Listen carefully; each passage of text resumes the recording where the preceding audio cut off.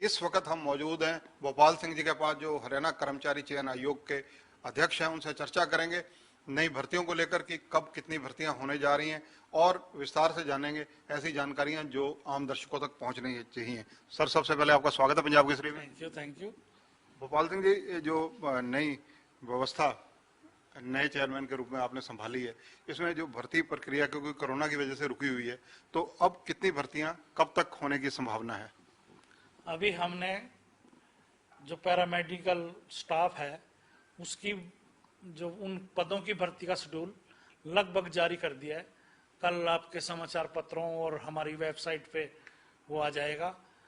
जो staff nurse है, MPHW है, टीवी वर्कर्स हैं, जो असिस्टेंट हैं ऑपरेशन थिएटर के, इस तरह की 3200 पोस्टें हैं जिनका 16 जुलाई और 17 जुलाई को यहीं पंचकुला में ही एग्जाम होने जा रहा है। इसके अलावा अगर भर्ती प्रक्रिया की बात की जाए, जो पिछली भर्ती प्रक्रिया है 20-22 हजार के करीब, जो कोविड की वजह से कहीं ना कहीं रुकी पड़ी है, और नई प्रक्रिया जो अपनाने जा रहे हैं, कितनी भर्तियां और हो सकती हैं टोटल अगर देखा जाए वर्ष 2021 में?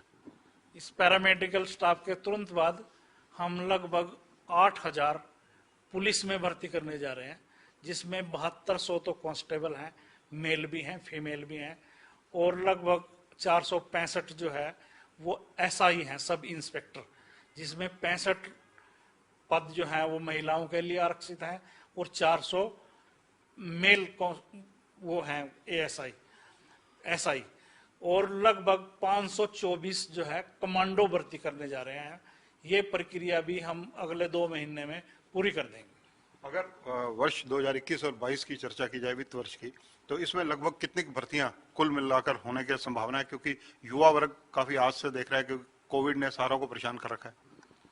अभी जो हमने टेक्नोलॉजी अपनाई है कि हम ऑनलाइन, आगे से ऑनलाइन डॉक्यूमेंट वेरिफिकेशन करेंगे, तो फिजिकल स्टूडेंट्स को यहाँ या कैंडिडेट को आना नहीं पड़ेगा, और जो भर्ती है वो बहुत ज्यादा स्पीड अप हो जाएगी। तो मेरा अनुमान है कि लगभग 25,000 पदों की भर्ती हम आने वाली 31 मार्च तक कंप्लीट कर चुके होंगे। 22,000 भर्ती पिछली पेंडिंग है, 25,000 और कर देंगे, लगभग 50,000 के करीब की भर्ती हो सकती है। बिल्कुल, 31 मार्च 2022 तक लगभग 50,000 पदों पे हम नियुक्ति कर देंगे। परीक्षा केंद्रों को लेकर कहीं ना कहीं चर्चा रहती है। कुछ परीक्षा केंद्र ऐसे भी हैं जो जहां परीक्षा कर्मचारी चयन आयोग संभावित रूप से नहीं करवानी चाहता, क्योंकि वो संवेदनशील माने जाते हैं। क्या इसके बारे में कहेंगे? अभी हमारे जो ग्राम सचिव की भर्ती कैंसिल हुई है, तो उसमें सरकार ने पुलिस की और सिविलियंस की एक SIT गठित की थी। तो उसमें हमारे पास पूरे हरियाणा से जो संवेदनशील सेंटर हैं या जिले हैं उनकी सूची आ गई है, और वहाँ के जो जिला प्रशासन है उसने खुद रेकमेंड किया है कि ये जो सेंटर हैं यहाँ एग्जाम कंडक्ट नहीं करना, इन जिलों में नहीं करना। तो ये सब एहतियात बरतेंगे। कितने जिले हैं और कौन कौन से हैं?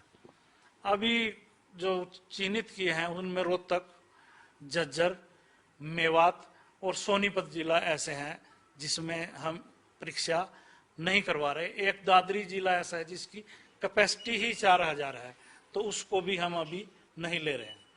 यानी जो पुरानी वैकेंसी पेंडिंग पड़ी हैं उनको भी कहीं ना कहीं आप प्रायोरिटी पे रखेंगे? बिल्कुल प्रायोरिटी पे रखेंगे। जितनी भी सरकार की डिमांड हमारे पास आई हुई है, हम प्राथमिकता के आधार पर और पूरी शिद्दत के साथ उसको कंप्लीट करेंगे। भोपाल सिंह जी, वन टाइम रजिस्ट्रेशन, इसकी क्या स्थिति है? कितने बच्चों की रजिस्ट्रेशन हो चुकी है? वन टाइम रजिस्ट्रेशन जो है उसकी लास्ट तारीख जो फार्म अप्लाई करने की वो 30 जून है, और अभी तक जो आंकड़ा है वो लगभग 4.5 लाख लोगों ने वन टाइम पोर्टल पे रजिस्ट्रेशन वो करा चुके हैं। और मेरा आप लोगों के माध्यम से, आपके चैनल के माध्यम से सभी जो कैंडिडेट हैं हरियाणा के युवा हैं, उनसे मेरी अपील है कि वो वन टाइम रजिस्ट्रेशन पे अपना रजिस्ट्रेशन कराएं जिन्होंने अभी तक नहीं कराया, क्योंकि भविष्य में जो भी भर्ती हरियाणा में होगी वो वन टाइम सिस्टम से ही होगी। जिसके पास रजिस्ट्रेशन होगा वही वन टाइम पे, और जो हरियाणा कर्मचारी चयन आयोग है उसके पोर्टल पे रजिस्ट्रेशन करा सकेगा। वन टाइम रजिस्ट्रेशन की डेट कई बार सरकार पहले भी एक्सटेंड कर चुकी है, क्या भविष्य में भी ये एक्सटेंड करने की आप वकालत करेंगे? क्योंकि हरियाणा की अगर आबादी को देखा जाए 2,80,00,000 में से अगर युवा वर्ग को काउंट किया जाए तो 4.5 लाख नाम मात्र बनती है। नहीं, वो नामात्र नहीं है। लगभग हरियाणा में 5-5.5 लाख लोग ये जो युवा हैं वो बेरोजगार हैं। उसमें यह है कि कई बार एक सीट के लिए 5-5 सीट के लिए 5 अप्लाई कर दिया उसने। हमारे को क्या लगता है कि एक ही कैंडिडेट ने 5 दफा अप्लाई कर दिया तो वो संख्या बहुत ज्यादा हो जाती है। तो जब वन टाइम की बात आती है तो वन टाइम का मतलब एक बार वो एक ही बार करेगा और वो ज्यादा संख्या नहीं है। सरकार के पास जो आंकड़े हैं बेरोजगार युवाओं के वो भी लगभग इतने ही हैं। वन टाइम रजिस्ट्रेशन के तहत एक बच्चा सपोज करो आज की डेट में अपने सारे डॉक्यूमेंट्स दे देता है, बाद में कोई डॉक्यूमेंट देने हो, नेक्स्ट मंथ देने हो या 2 महीने बाद देने हो, तो क्या ये उसमें ऑप्शन रखी गई है कि वो एडजस्ट कर सकता है, दोबारा दाखिल करवा सकता है? ये आपने बहुत अच्छा क्वेश्चन किया है। ये वन टाइम रजिस्ट्रेशन जो पोर्टल है वो हर टाइम खुला रहेगा। अगर आपकी क्वालिफिकेशन आज +2 है, अगले 2 साल में आपकी BA हो जाती है, ग्रेजुएशन हो जाती है, तो आप अपनी क्वालिफिकेशन उसमें ऐड कर सकते हैं या कई चीजें उसमें डिलीट कर सकते हैं कि मेरे घर में नौकरी आज नहीं है कल मिल गई तो मैं उसको भी डिलीट कर दूंगा। ये ऑप्शन हर समय कैंडिडेट के पास खुला रहेगा कि वो अपना स्कोर सुधारने के लिए, अपनी हाई क्वालिफिकेशन को एडिट करने के लिए वो किसी भी टाइम वन टाइम रजिस्ट्रेशन के पोर्टल पे जा सकता है। वन टाइम रजिस्ट्रेशन को क्या आप काउंटर चेक करवा रहे हैं? क्योंकि कहीं ना कहीं टेक्निकल दिक्कत बच्चों को आ रही है इसमें। बीच बीच में जो टेक्निकल प्रॉब्लम आती है बच्चे जो कैंडिडेट हैं वो हमारे ध्यान में लाते हैं और उन त्रुटियों को हम ठीक करते हैं। अभी तक जो एक मेजर वो आई थी कि उसमें हरियाणा से बाहर के जो लोग हैं वो अप्लाई ठीक नहीं कर पा रहे थे। वो एक अनुभव का था कि अगर किसी का 2 इंस्टीट्यूट से अनुभव है तो वो पोर्टल एक ही डॉक्यूमेंट को उठा रहा था, वो त्रुटि भी ठीक कर दी है। स्टेट एलिजिबिलिटी टेस्ट बेसिकली क्या है, इसका लाभ क्या रहेगा और ये कौन सी एजेंसी करवाएगी? CET है वो, कॉमन एलिजिबिलिटी टेस्ट, उसको NTA कराने जा रही है। नेशनल टेस्टिंग अथॉरिटी बनी हुई है एक, बहुत जो ईमानदारी पारदर्शिता से काम करती है, पूरे देश में करती है वो। तो वो जो नेशनल टेस्टिंग अथॉरिटी है वो ही जो वन टाइम रजिस्ट्रेशन का CET है उसको कंडक्ट करेगी। बेसिकली उसका लाभ कैसे रहेगा, क्या रहेगा? उसका लाभ ये है कि जो CET क्वालिफाइड लोग हैं वही हरियाणा स्टाफ सिलेक्शन कमीशन के पास स्क्रीनिंग टेस्ट के लिए आएगा।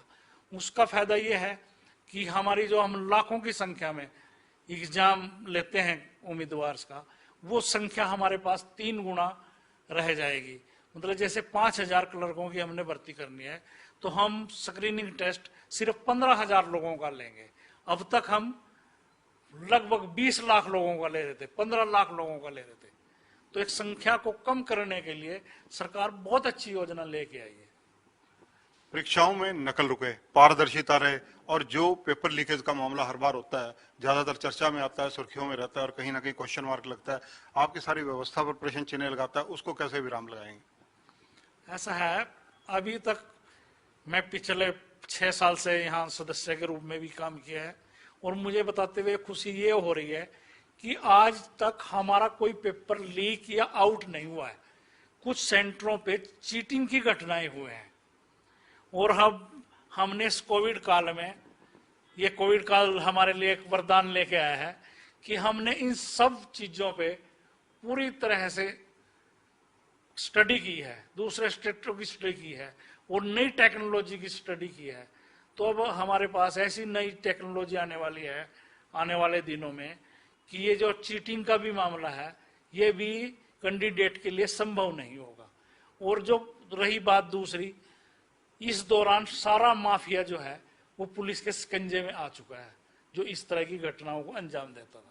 गोपाल सिंह जी, एक चीज और पूछनी चाहूंगा, जैसा कि पहले होता रहा, अब क्योंकि प्रक्रिया आप चेंज कर रहे हैं, क्या इसमें भी रिलीफ मिलेगा? जैसे एक बच्चे की जगह दूसरा कोई बैठ जाता था, परीक्षा दे देता था, क्या उनको पकड़ना अब सहज रहेगा ऐसी चीजों को? ये बहुत आसान है। उसको इम्पर्सोनेशन कहते हैं कि एक के स्थान पे दूसरा बैठ गया। अभी सरकार की हिदायतों के अनुसार हम बायोमेट्रिक नहीं करा सकते, पर हमने उसका भी एक अलग से सिस्टम टेक्नोलॉजी ने निकाल लिया है। फेस की वो करेंगे वो, और आईज की रीडिंग करेंगे, और जब हमारे पास स्क्रूटनी पे आएगा तो हम देखेंगे कि वो वही कैंडिडेट है क्या जिसने परीक्षा दी थी। यहां तक नहीं स्क्रूटनी पे नहीं, जिस डिपार्टमेंट में उसकी अपॉइंटमेंट हुई है वहां सिलेक्शन के लिए जब जाएगा वो दोनों चीजें उससे मैच करेंगे कि कैंडिडेट ओरिजिनल है या वो कैंडिडेट अलग था, ये कैंडिडेट अलग है। युवा वर्ग को बतौर चेयरमैन आप क्या आश्वस्त करेंगे इस मामले में? मैं युवा वर्ग से यही कहना चाहूंगा कि सरकार पूरी ईमानदारी पारदर्शिता से भर्ती कर रही है, मेरिट के आधार पर, योग्यता के, किसी भी इफ एंड बट के चक्कर में छोड़ के पूरी तरह से अपने एग्जाम की तैयारी करें। हरियाणा में नौकरियों का अंबार लगने वाला है, और जो 5-6 साल से माननीय भारती जी के नेतृत्व में काम हो रहा था वो ऐसे ही कंटिन्यू होगा और स्पीड अप होगा।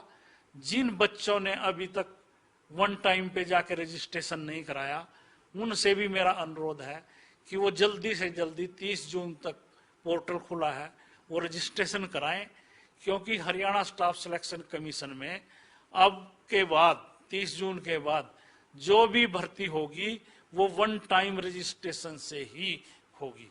जो पिछली परीक्षाएं आप लेंगे वो किस प्रक्रिया के तहत लेंगे, और सरकार को आपने क्या चीफ सेक्रेटरी साहब को प्रस्ताव भेजा है?